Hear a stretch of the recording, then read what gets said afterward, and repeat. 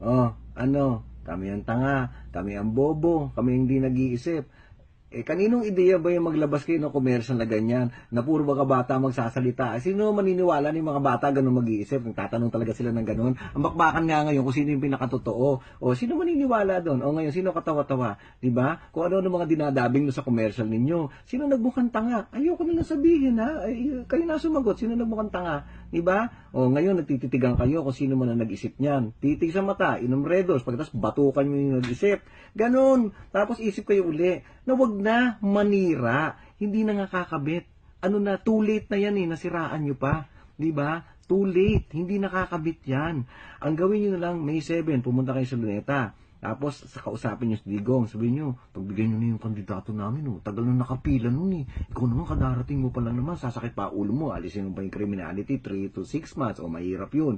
O yung, ano pa ba yung isa, durugin mo pa, alisin pa yung Congress, mahirap pa, sakit pa ulo mo. Bigay mo na rito, total naman, talagang laki na rin na gastos. Diba? Ang dami na nagastos. Yung pa, isa, sana yung mga ginagastos nyo, pinatayo nyo ng mga bahay doon sa Tacloban, nagkaroon pa kayo ng dagdag na bugot-botante. Yung mga ganun ba, lahat, doon yung lang gastos yung pag sa paninira, wala talaga, hindi kumakabit. Habang binibuisit nyo at iniinsulto nyo yung mga supporters ng Duterte, lalo lang kakapit. Di ba? Pwede ba kayo makapanligaw ng inaaway mo, sinasabi mo, tanga, tapos gusto mo sumama sa'yo? Parang, hello, ano ba? Tama na yan. Tanggapin nyo na.